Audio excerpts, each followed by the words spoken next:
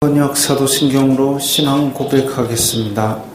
저는 전능하신 아버지 하나님 천지의 창조주를 믿습니다.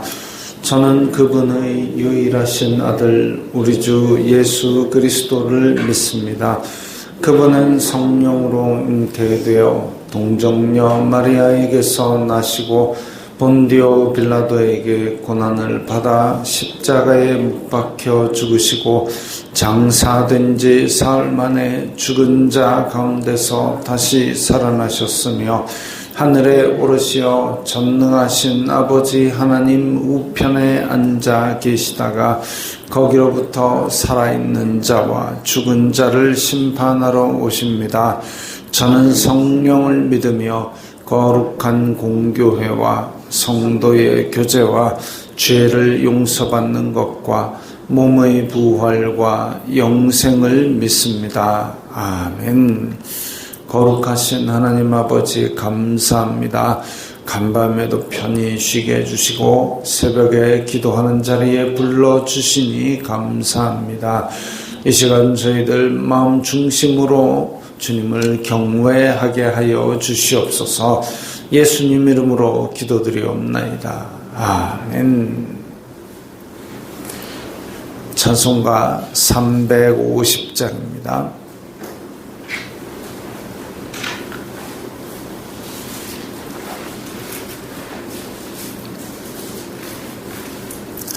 찬송가 350장입니다.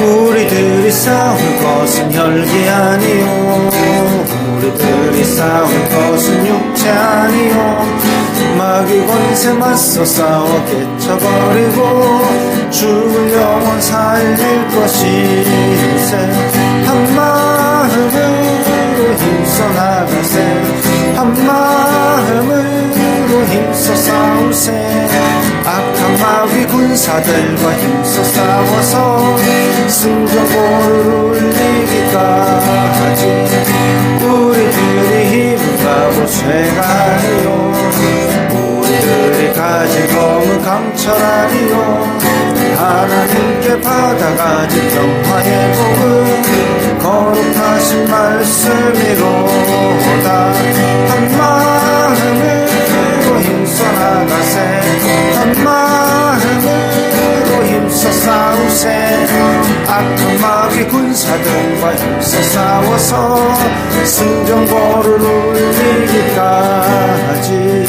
악한 마귀 재물이 강할지라도 우리들의 대장 예수 앞서가시니 주저 말고 용감하게 힘써 싸우세 최후 승리 얻을 때까지 한 마음으로 힘써 나가세 한 마음으로 힘써 싸우세 악한 마귀 군사들과 힘써 싸워서 승전보를 울리기까지 죄악 중에 빠진 사람 죄를 뉘우쳐 십자가에 달린 예수 믿기만 하면 위대한 데 빠진 영혼 구원 얻어서 천국 백성 될 것이세 한 마음으로 힘써 나가세 한 마음으로 힘써 싸우세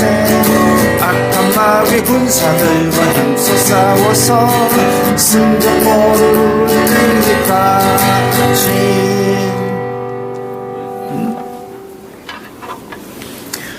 오늘 말씀은 로마서 12장 14절부터 21절까지의 말씀입니다.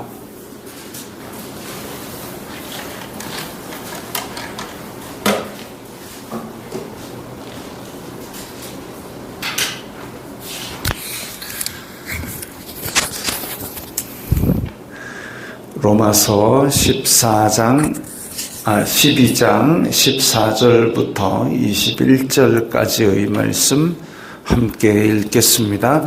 너희를 박해하는 자를 축복하라. 축복하고 저주하지 말라. 즐거워하는 자들과 함께 즐거워하고 우는 자들과 함께 울라. 서로 마음을 같이 하며 높은 데 마음을 두지 말고 도리어 낮은 데 처하며 스스로 지혜 있는 채 하지 말라. 아무에게도 악을 악으로 갚지 말고 모든 사람 앞에서 선한 일을 도모하라. 할 수 있거든 너희로서는 모든 사람과 더불어 화목하라. 내 사랑하는 자들아, 너희가 친히 원수를 갚지 말고 하나님의 진노하심에 맡기라. 기록되었으되 원수 갚는 것이 내게 있으니 내가 갚으리라고 주님께서 말씀하시니라. 내 원수가 줄이거든 먹이고 목마르거든 마시게 하라.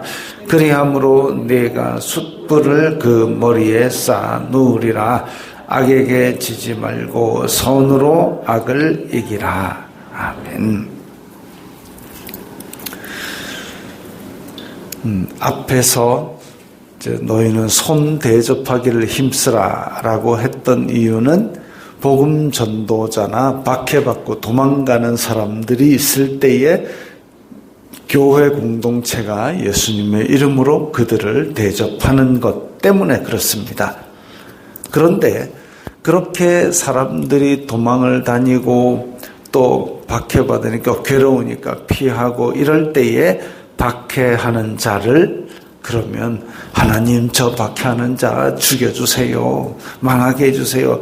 라고 할 수도 있지만 박해하는 자를 축복하라 그랬습니다. 이 참 아이러니한 거죠. 모순적이죠.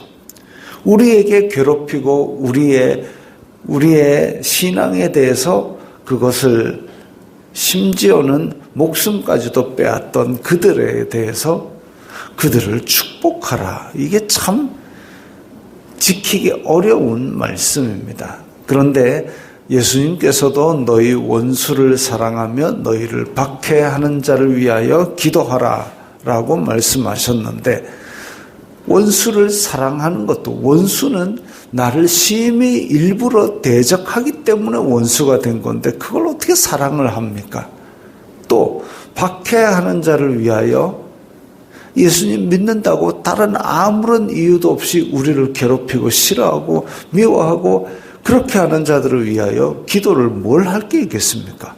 저 사람 잘 되게 해주세요. 저 사람 가정이 평안하게 해주세요. 건강하게 해주세요. 저 사람 자녀 잘 되게 해주세요. 그런 기도가 입에서 술술 나올 수가 없습니다. 근데 예수님께서도 그들을 위하여 기도하라. 또 로마서에서도 박해하는 자를 축복하라. 축복까지는 못한다 할지라도 저주는 하지 말라. 우리를 괴롭히고 우리의 원수된 자들을 이렇게 축복하고 저주하지 말라라고 권면을 합니다. 참 어려운 말씀이죠. 이것이 우리가 받은 사랑입니다. 우리가 아직 죄인 되었을 때에, 우리가 아직 하나님과 원수 되었을 때에, 우리가 하나님을 거역하고 불순종하고 미워할 때에, 그때에 하나님께서 우리를 위하여 아들을 죄인으로 만들어 가지고 그렇게 십자가에 못 박기까지 사랑하셨고, 그리고 우리에게 복음을 선포하시면서 하나님의 자녀되는 권세까지 주셨습니다. 그래서 우리는 박해하는 자를 위하여 기도하고 축복하는 데까지 자라나가야 됩니다. 우리가 지금 육을 입고 있을 때는 육의 괴로움 때문에 그런 것들을 잘 못 볼 수도 있지만, 하나님의 시각에서 보았을 때는 우리와 똑같은 인간이 우리를 미워하고 박해하고 이렇게 하는 것인데, 그를 위하여 우리의 마음을 더 낮추고 하나님을 바라보게 될 때에 이 경지까지 가능해지리라고 지금 소개는 하고 있습니다. 라고 자신 없이 얘기하는 거는 강 목사, 당신은 그렇게 하고 있느냐 하면 저도 아직 안 되고 있기 때문입니다. 굉장히 어려운 시절에 저를 괴롭혔던 사람을 지금도 생각하면 지금도 제가 눈에서 레이저가 나갈 것 같은데, 근데 과연 저에게 그냥 괴롭히는 게 아니라 예수님을 믿는 것 때문에 그렇게 박해를 한다? 그 사람을 위해서 축복할 수 있느냐? 아직은 없습니다. 그러나 이것이 우리가 바라보아야 될 목표니까 그렇게 말씀에서 말씀하고 있기 때문에 이걸 위해서 노력하고 이걸 바라고 이걸 우리가 마음에 두고 있기를 바라는 거지요. 그러면서 예수님을 닮아가기를 원하는 겁니다. 즐거워하는 자들과 함께 즐거워하고 우는 자들과 함께 울라. 참 이제 믿음의 공동체 안에서는 이렇게 기쁨과 슬픔을 함께 나누고 공감해 주는 것이 필요합니다. 즐거워할 때 아이고 뭐가 그리 즐겁노 이러면 아이고 우리 아들이 뭐 취직됐나 아이고 너가 아들 뭐 짜다라 좋은 데도 아닌데 이렇게 하는 게 아니라 같이 기뻐하는 거죠. 굳이 그거 시샘하고 그 뭐 흠집 내가지고 나한테 얻는 유익이 뭐가 있겠습니까? 함께 즐거워하고 그래서 그 기쁨이 더 커지게 만들고 또 슬퍼하는 자가 있으면 함께 슬퍼하면서 그 슬픔에 동참해서 너와 함께 있다라는 것을 그렇게 보여줄 때에 그럴 때에 이 공동체가 더 굳건히 세워집니다. 굳이 그거를 거기 가서 훈계 야, 니 울 필요 뭐가 있노? 성경에 보니까 그 기뻐하라 했는데 니 왜 울고 앉았노? 이 하나님의 말씀 거역하는 거다. 이러고 앉았으면 그건 뭔 유익이 있겠습니까? 말씀은 그렇게 얘기했지만 그럼에도 불구하고 슬퍼한다. 그건 나의 연약함 아니겠습니까? 그 연약함을 가지고 슬퍼하고 있을 때에 함께 가서 거기서 공감해주고 함께 그냥 있어만 주지 꼭 거기서 뭔가 얘기를 해가지고 뭔 유익이 있겠습니까? 다들 연약한 부분이 있습니다. 연약한 부분이 있기 때문에 함께 공동체에서 그것을 나누게 될 때에 그것이 바로 하나님께서 교회에 원하시는 이 공동체의 모습입니다. 서로 마음을 같이하며 높은 데 마음을 두지 말고 도리어 낮은 데 처하며 스스로 지혜 있는 채 하지 말라. 앞에서 로마 교회 안에서 그 유대인들이 그렇게 복음을 거부했을 때 이방인들은 우리는 복음을 받아들였는데 아이고 율법 받아들인 자들이 지금은 복음을 왜 안 받아들이냐라고 그렇게 이방인들이 오히려 자기네들의 우월감을 얘기하기도 하고 그랬다는 얘기는 유대인과 이방인을 이미 교회 안에서 구별했다라는 겁니다. 구별하면서 너네들은 복음을 순종하지 않았지 우리는 복음을 순종했다라고 높이는 겁니다. 그거 아니라는 거죠. 서로 마음을 같이 하며 높은 데 마음을 두지 말고 오히려 더 낮은 자세로 임하는 것이 그게 교회의 덕을 세우고 유익을 주는 겁니다. 거기서 내가 옳으니 내가 더 대단하니 대단해 본들 뭐 하겠습니까? 대단해 본들 뭐 하겠습니까? 제가 예전에 과외를 했습니다. 과외를 하면서 그 과외하는 아이가 상당히 공부하고는 별로 관심이 없는 관계가 없는 아이입니다. 그래가지고 막 하는데 선생님 제가 막 그래도 내 라이벌을 이겼대요. 라이벌이 몇 명인데 그러니까 2명이 있대요. 2명. 너그 3명 꼴찌 번갈아 하지. 네. 근데 이제 이겼다 이거죠. 하나님 보시기에 우리가 그렇습니다. 그 죄인에서 이제 건져가지고 좀 이런 그런데 거기서 내가 더 이 라이벌들 제쳤다. 내가 유대인들을 제치고 내가 종도 제치고 뭐 이 얘기 자랑해가 뭐 하겠습니까? 똑같거든요.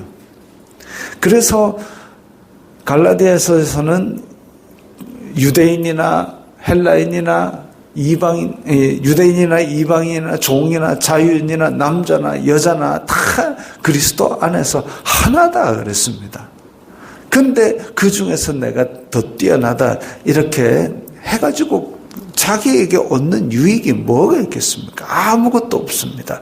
오히려 더 낮게 섬길 때에는 하나님께서 그 사람을 더 귀히 여기시고 잘했도다 칭찬하시는 영적인 유익이 있는 거죠. 아무에게도 악을 악으로 갚지 말고 모든 사람 앞에서 선한 일을 도모하라. 아무에게도라는 것은 교회 안에서 유대인 이방인을 넘어서서 교회 밖의 사람까지도 포함합니다. 그래서 악을 악으로 갚지 말란 말은 14절에 아까 나왔던 대로 박해한다고 해서 우리는 박해하는 저 사람을 죽여주세요라고 그렇게 저주하지 말라는 거랑 일맥상통하는 거죠. 악을 악으로 갚지 말고 교회 안이든 교회 밖이든 어쨌든 우리는 모든 사람 앞에서 선한 일을 도모하라라고 했습니다. 그래서 우리 착한 행실을 보고 그들이 하늘아버지께 영광을 돌리게 만들라는 예수님의 말씀도 있지요. 할 수 있거든 너희로서는 모든 사람과 더불어 화목하라. 모든 사람과 더불어 화목하라. 왜 그러느냐? 우리가 그들에게 복음을 전할 통로가 되기 때문입니다. 한 번씩 제가 도로에서 운전을 저렇게 할 수 있나 싶은 사람들이 있는데, 그런데 그렇게 할 때에도 아주 불쾌감을 심하게 표시를 못하는 이유가 저 사람 교회에서 만났을 때 웃자지라는 생각 때문입니다. 혹시나 우리에게 서운하게 대하는 사람이 있을 때에 그 생각하십시오. 이번 주일날 저 사람이 우리 교회에 나와가 내 옆에 앉았을 때에 어색하지 않도록 내가 대해야 되겠다. 그 마음을 가지고 있으면 그래도 선은 안 넘지 않겠습니까? 물론 다른 사람들은 우리에게 선을 넘어서 막 그렇게 할 때가 있을 겁니다. 그럼에도 불구하고 우리는 그들을 오늘 이번 주에 교회에 저 사람 내 옆에 앉으면 이라는 생각으로 대해야 될 겁니다. 이 모든 사람과 더불어 화목하라는 이 말씀이 모두의 비위를 다 맞춰주라는 얘기는 아닙니다. 모두의 비위를 맞추고 어떻게 모든 사람에게 아무 원망도 듣지 않을 수 있겠습니까? 하나님의 의를 따르다 보면 그 사람에 가가지고 야 하나님의 의는 이런 게 아니다 이렇게는 얘기 안 하더라도 내가 하나님의 의를 따르다 보면 때로는 그걸 불편하게 여기는 사람도 있을 것이고 때로는 어떤 사람과는 관계가 흔들리는 곳도 있을 겁니다. 모든 사람과 더불어 화목하라는 얘기는 복음 전하는 통로가 되었을 때에 나로 인해서 그게 거치지 말라는 얘기지 모든 사람의 비위를 다 맞추라는 얘기가 아닙니다. 모든 사람의 비위를 다 맞춘다면 이때의 로마 시대에 그 다른 신상에 나가서도 절도 굽복해야 되고 이런 일들도 있을 텐데 그거 아니고 내가 복음을 전할 통로가 되었을 때에 나로 인해서 그 사람의 마음이 다치지 않도록 하라는 얘기죠. 내 사랑하는 자들아 너희가 친히 원수를 갚지 말고 하나님의 진노하심에 맡기라. 자, 앞에서 이런 얘기들을 쭉 한 이유가 뭐냐 하면 우리가 만약에 원수를 갚는다, 우리가 나쁜 일을 당했을 때 우리의 마음으로 그들을 미워한다라고 했을 때 그 정죄하는 죄에 빠지게 될까봐, 그를 미워하다가 우리가 죄에 빠지게 될까봐 예수님께서도 누누이 경계하신 게 그겁니다. 너희가 그걸 가지고 너희가 스스로 죄에 빠지지 않도록 하라라는 거죠. 왜? 그로 말미암아 죄를 지어버리면 내가 미워하는 죄를 짓고 내가 저주하는 죄를 저질렀을 때에 그것은 나에게 영적으로 손해를 끼치게 됩니다. 그럼 만약에 내가 그렇게 고생을 하고 박해를 당했는데 가만히 있으란 말입니까? 네, 그렇습니다. 예수님께서 가셨던 길이 그거지요. 그리고 그 예수님께서 가셨던 길을 똑같이 갔던 사람이 누구냐면 스데반입니다.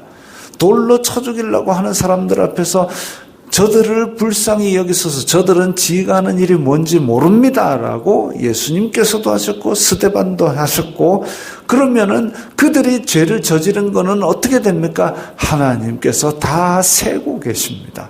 심판하실 분은 하나님이시지 우리가 아니지요. 그렇기 때문에 하나님께 모든 걸 맡기는 것, 그것도 믿음입니다. 그것도 믿음입니다.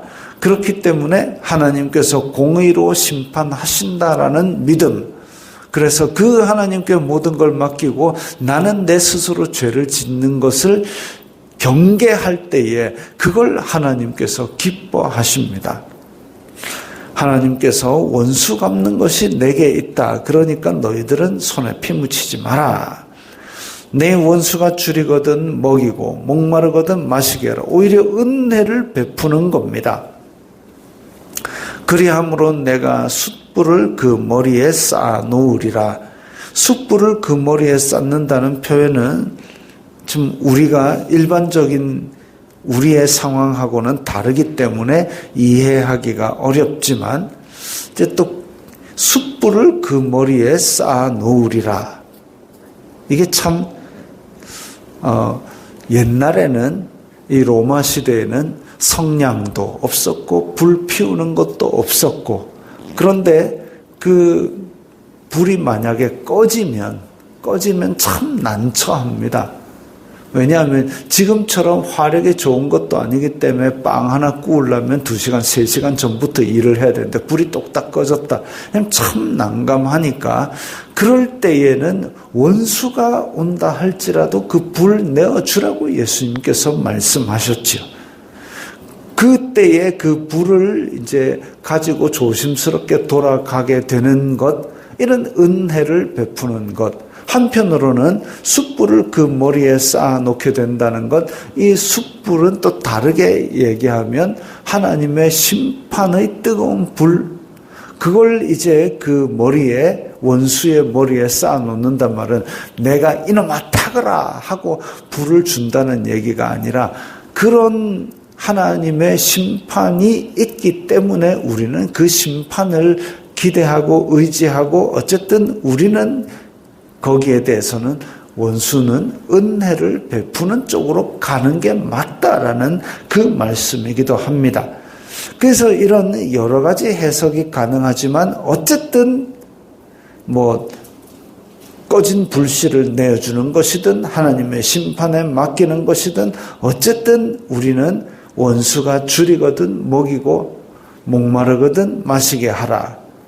축복하고 저주하지 말라라는 말과 일맥상통합니다. 그들에게 어쨌든 이렇게 선을 베풀지는 못할 망정 그 외에 다른 어떤 해를 끼치는 생각조차도 하지 말라는 거죠. 악에게 지지 말고 선으로 악을 이기라. 악은 우리를 항상 요구합니다. 너희 이렇게 화가 났지 않니? 화를 한번 폭발시켜야지. 저 사람이 너를 우습게 보지 않니? 그러면 우습게 보지 못하도록 복수를 해버려 라고 악은 우리를 자꾸 요구하지만, 거기에 넘어가 버리면 우리는 죄의 노예로 다시 자빠지는 겁니다. 그거 아니고 십자가에서 그대로 아무도 원망하지 않고 그렇게 죄를 지고 가신 예수님처럼, 예수님 얼마나 억울하겠습니까? 죄 한 번 지은 것도 없고 율법 어긴 것도 없는데 그 죄를 누명을 쓰고 십자가에 달려 죽기까지 고난을 당했는데, 그럴 때에도 하나도 원망하지 않으셨던 것처럼 악에게 지지 말고 오히려 우리의 선으로 그 악을 이겨낼 수 있는 것. 때로는 폼이 안 날 수 있습니다. 예수님이 거의 벌거벗겨가지고 다 두들겨 맞고 십자가에 달린 게 뭔 폼이 나겠습니까? 폼이 안 나지만 폼 내갖고 뭐 하겠습니까? 예수님이 가신 길이 그겁니다. 선으로 악을 이기는 겁니다. 주기도문 하겠습니다. 하늘에 계신 우리 아버지, 아버지의 이름을 거룩하게 하시며 아버지의 나라가 오게 하시며 아버지의 뜻이 하늘에서와 같이 땅에서도 이루어지게 하소서. 오늘 우리에게 일용할 양식을 주시고 우리가 우리에게 잘못한 사람을 용서하여 준 것 같이 우리 죄를 용서하여 주시고 우리를 시험에 빠지지 않게 하시고 악에서 구하소서. 나라와 권능과 영광이 영원히 아버지의 것입니다. 아멘.